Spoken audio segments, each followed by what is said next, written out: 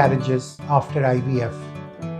When a patient finally gets pregnant after IVF, she's on top of the world. Thank God, all my problems are solved. And then, after getting pregnant, when she miscarries, that's like a cruel blow.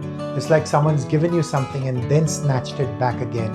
And that's often the last straw which breaks the camel's back.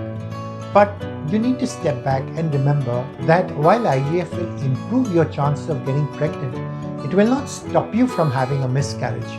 Because what we're doing with IVF is what's not happening in your bedroom for whatever reason, we're actually doing in the lab, making an embryo and putting it back in the uterus.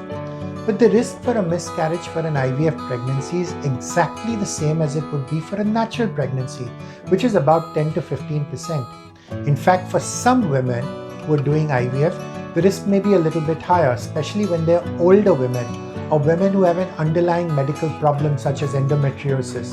But otherwise, the risk remains the same. Now, it's hard when an IVF cycle miscarries, but please, for heaven's sake, do not blame yourself and don't let anyone else blame you.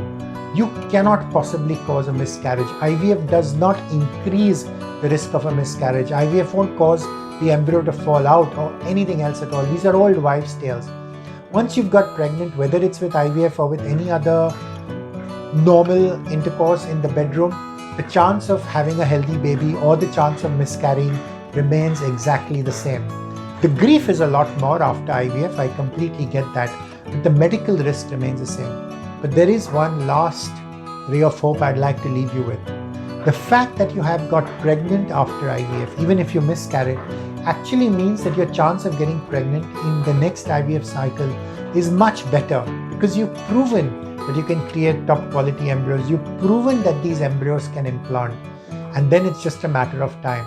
Remember, the commonest cause of a miscarriage is a genetic problem in the embryo, which doesn't happen either because of something you did or because of something the IVF lab did.